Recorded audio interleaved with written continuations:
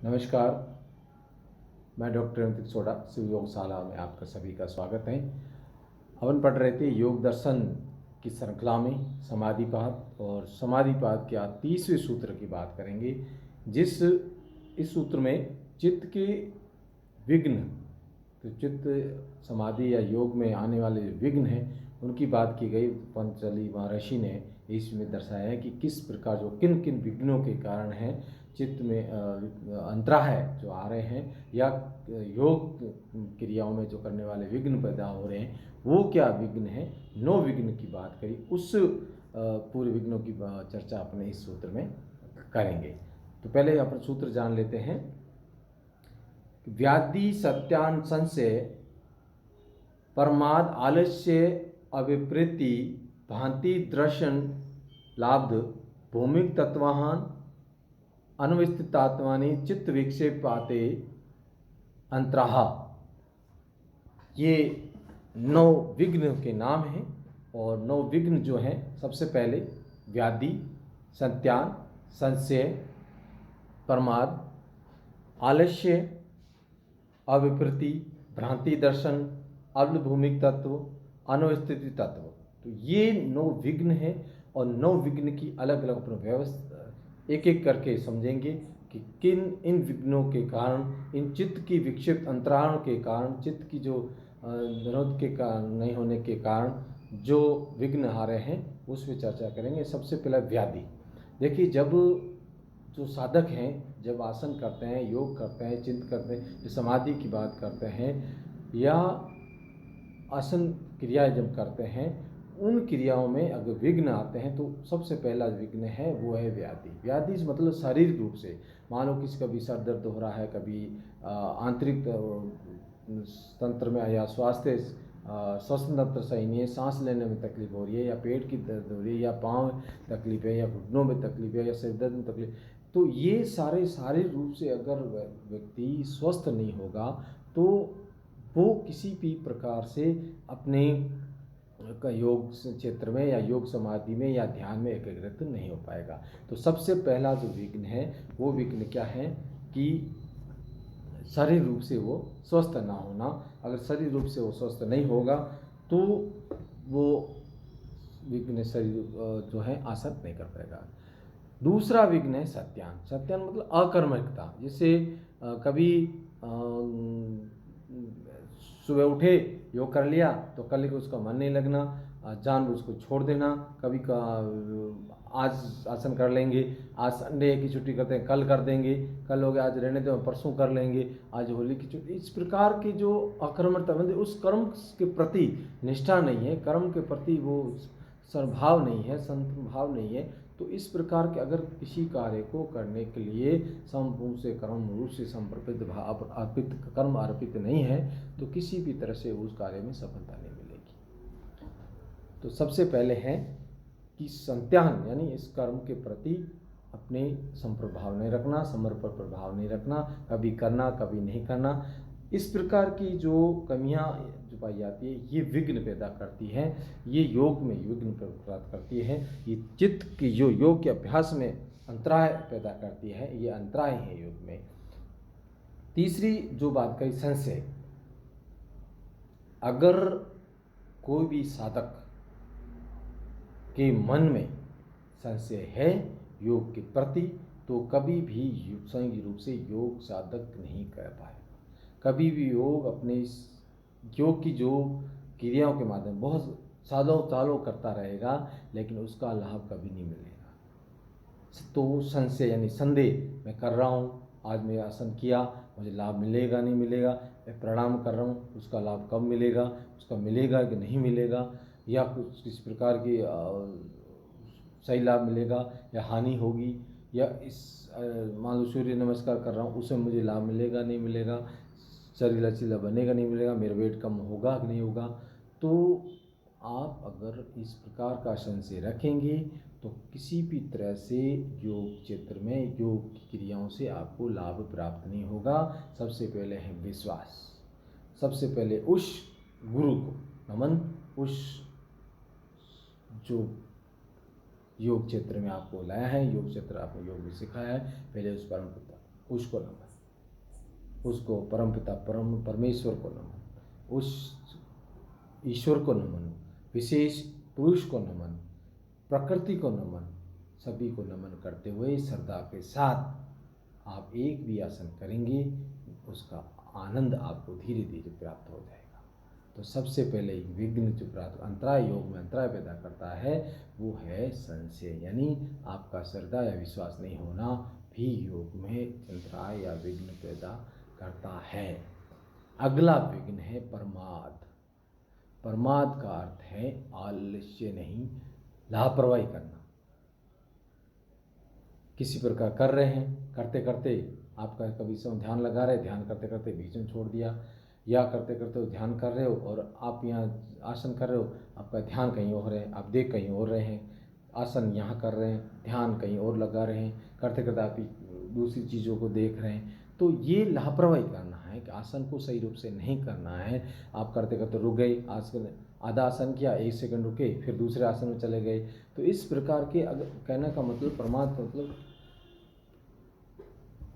अगर आप हर आसन को सही रूप से श्रद्धा के साथ सही रूप से पूर्ण मन भाव से नहीं करेंगे, उसमें लापरवाही बरतेंगे, तो वो आसन सही नहीं रूप से नहीं होगा, आपको वो लाभ नहीं मिलेगा। तो किसी भी तरह से अगर आप करते रहेंगे तो आपको लाभ नहीं मिलेगा। तो इस प्रकार का प्रमाद मतलब साधक द्वारा लापरवाही बरतना ही एक विघ्न पैदा करना है, एक अंतराय पैदा करना है। अब आता है सबसे विघ्न जो आलस्य। आलस्य जो है ये आपका विघ्न पैदा करता है। सब जानते हैं कि आज कर रहे हैं, नींद आ रही है, सुबह रात को कहते हैं चलो सुबह जल्दी उठ के योग शुरू करेंगे, लेकिन किसी आलस्य के कारण आपको मन नहीं हो रहा है और आप सो रहे हैं कि कल करेंगे। तो इस प्रकार के मन के अंदर जो है आलस्य पैदा करना अंतराय को ही का रूप है, ये विघ्न पैदा करता है आलस्य। आप जानते हैं आलस्य के क्या रूप। तो अब आता है अगला आता है अविप्रति। अप्रवृत्ति यानी किसी वस्तु में लगाव होना, अतीव लगाव होना। मान लो किस अब आसन करने के लिए या अपने स्वास्थ्य के लिए कि मैं आसन कर रहा हूँ लेकिन बहुत सारा खा रहा हूँ, तो आप उस वस्तु में लगाव नहीं छोड़ रहे हैं, उस चीज़ को आप छोड़ नहीं रहे हैं कि मैं नहीं मैं तो ये चीज़ खाऊंगा या इस चीज़ों को छोड़ नहीं सकता। जो योग में विघ्न उत्पन्न करता है उन चीज़ों को लगाव ज़्यादा रखना आवश्यक है, उनको छोड़ना पड़ेगा। योग के क्षेत्र में जो चीज़ों के लिए आपका अपने खान पीन में ध्यान नहीं रखना पाएगा, आपके रिश्ता नहीं मुझे तो पहाड़ पे जाके आसन करना है या मुझे इसी जगह ही आसन करना है, ये जगह ही प्यारी है, इस दिशा में नहीं, मुझे इस दिशा में नहीं करना है, दक्षिण दिशा में बैठ कर नहीं करूँगा, मैं उत्तर दिशा में बैठ कर ही करूँगा। तो ये उस जगह पर अगर उस अड़िल रहे हैं तो इस प्रकार की जो क्रियाएं हैं, किसी प्रति लगाव रखना या कुछ बहुत अधिक रुचि रखना, तो ये अविप्रतिक विघ्न है जो चित्त के और विकराल है, अंतराल है, जो योग क्षेत्र में आपको विघ्न पैदा करती हैं। तो आप सही रूप से साधक करें तो ये जो है हमें बहुत सारी परेशानियाँ उत्पन्न कर सकते हैं। अगला है भ्रांति दर्शन। भ्रांति दर्शन सब जानते हैं, जैसे महापुरुषों द्वारा लिखित जो दर्शन अपने पढ़ते हैं, गीता पढ़ते हैं या दूसरे दर्शन पढ़ते हैं, योग दर्शन जिस प्रकार से हम मान लो योग दर्शन पर बहुत सारी किताबें, महर्षि पतंजलि द्वारा जो लिखी योग दर्शन के ऊपर लोगों ने बहुत सारी किताबें लिखी, लेकिन अब सही किताब कौन सी ये अपना ज्ञान होना चाहिए। जैसे हमारे जो गुरु जी जिस गुरु के सानिध्य में हम योग दर्शन पढ़े हैं और पढ़ रहे हैं और सीख रहे हैं, वो है डॉक्टर सोमवीर आर्य जी द्वारा लिखित जो दर्शन है, तो वो हमें ऑथेंटिक लगती है, हम उसको पढ़ते हैं। तो कई लोग आप देखो रेडियो स्टेशन जाएंगे, कई लोग ये बुक्स पढ़ लो, हमारा ज्ञान पढ़ लो।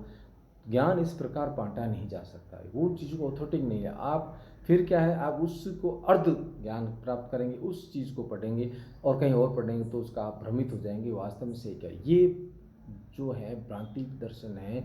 इस प्रकार अलग अलग प्रकार के दर्शन हैं जो बाज़ार में फ्री में बांटे जाते हैं, गली गली में बांटे जाते हैं, गली गली जगह मिलते हैं, वो जो है आपको भ्रमित करते हैं, योग के क्षेत्र में आपको भ्रमित करते हैं। इस प्रकार दर्शन से हमें बचना चाहिए। जो विघ्न और योग के बीच में जो है अंतराल पैदा करने वाले जो दर्शन है, उसे हमें बचना चाहिए। ऑथेंटिक चीज़ ही पढ़नी चाहिए, वास्तविक चीज़ें जो अच्छे गुरुओं द्वारा बताए गए विचारों को, अच्छे गुरुओं द्वारा लिखित ग्रंथों को ही पढ़ना चाहिए। इर्द गिर्द जो जहाँ चाहे वहाँ जो ग्रंथ प्राप्त हो रहे हैं आज के तो ग्रंथ, क्योंकि आजकल ज्ञानी अधिक हो गए हैं और ज्ञान प्राप्त वाले कम हो गए हैं। तो ये चीज़ें हमें अपने जो जीवन में देखनी चाहिए। हमारे सच्चे गुरु द्वारा जो विचार हैं उनको जो है सानिध्य में ही सीखना चाहिए। उनकी सानिध्य के द्वारा में प्राप्त जो दर्शन है, जो योग, जो शास्त्र है, जो उनको ही पढ़ना चाहिए। जैसा क्योंकि जो गुरु है वो आपको दर्शन जो बताएगा, जो आपको बुक्स बताएगा, जो दर्शन पढ़ने के लिए देंगे, निसंदेह वो है ऑथेंटिक होंगे और जो प्रमाणित होंगे। प्रमाणित ग्रंथ द्वारा ज्ञान प्राप्त करना ही सही ग्रंथ हैं जो आपके योग में लाभदायक हैं। अगली बात आती है अलम भूमिक तत्व। जो आप ध्यान कर रहे हैं, आप समाधि में लगा रहे हैं, एकाग्रता नहीं हो रही है, आप ध्यान लगा रहे हैं तो आप लोग आज मेरा ध्यान नहीं लगा, आप चिंतित हो जाते हैं। कभी लगाया तो आप ध्यान में बिल्कुल विचलित हो गए हैं, समाधि प्राप्त नहीं, एकाग्रता हो ही नहीं रही है। तो उस परिस्थिति में क्या होता है, आपका मन जो है विचलित रहता है, बिल्कुल मेरा ध्यान नहीं लग रहा है। तो उस विचलित उस परिस्थिति में अगर होता है, वो एक विघ्न पैदा करता है आपके जो योग में है, जो आपके चित्त की वृत्तियों को रोकने के लिए जो आप ध्यान लगाने का प्रयत्न कर रहे हैं वो नहीं लग रहा है। तो इस परिस्थिति में एक अंतराल पैदा हो जाता है, एक साधक को उस परेशानी का सामना करना पड़ता है। वो सारी चीज़ें आपको इससे भी दूर रहना चाहिए। अनवस्थित तत्व जो है कि आप जैसे अब मैं ध्यान कर रहा हूँ, थोड़ा ध्यान किया, फिर आंखें खुल गई, समाधि में नहीं गए। तो इस परिस्थिति में कभी समाधि लग रही है, कभी समाधि नहीं लग रही है। तो इस परिस्थिति में क्या होता है, मन विचलित होता है, परेशान होने लगता है, यार क्या है, वो लग रहा है, कभी नहीं लग रहा है। तो ये जो है आपके मन को चंचलित कर देता है, आपके अंदर जो तमोगुण और रजोगुण की प्रबलता बढ़ा देता है। तो ये कभी कभी जो आपकी परेशानी का सामना करना पड़ रहा है कि सभी, तो इस धैर्य के साथ इन विघ्न को, ये महर्षि पंतजलि ने अपने योग दर्शन में समाधिपात के तीसरे सूत्र में बताने की कोशिश की कि जो योग के बीच में जंत्रण आने वाले, जो विघ्न आने वाले हैं, वो 9 प्रकार के विघ्न हैं। जो आप लोग व्याधि है, सत्यान है, संशय है, प्रमाद है, आलस्य है, अविप्रति है, भ्रांति दर्शन है, अलब्धि भूमिक तत्व है, अनवस्थिति तत्व है। ये जो 9 विघ्न है जो योग के दर्शन, योग में आपको बाधाएं उत्पन्न करता है। आपका योग का अंतराय है, उसको अंतराल मतलब किसी प्रकार का जो है आपके कार्य को नहीं करना देना, उसमें विघ्न डालना, ये सारी क्रियाएं बताने का प्रयत्न किया। तो अभी लेते हैं इजाज़त। आप जो किसी प्रकार सवाल हैं हमारे द्वारा, गुरु द्वारा बताए दर्शन को हम बताने की प्रयत्न किया। हमने जो सीखा उसी को हमने, अगर इस प्रकार के और आपके विचार या सुझाव हो या हमारे बताए गए ज्ञान में कोई कमी है वो भी आप बता सकते हैं, हम आप में सुधार करने का प्रयत्न करें। इसी के साथ इजाज़त लेंगे। मैं डॉक्टर रविंद्र सोडा, शिव योगशाला से। जय हिंद, जय भारत, आनंद, जय हिंद, जय शंभू।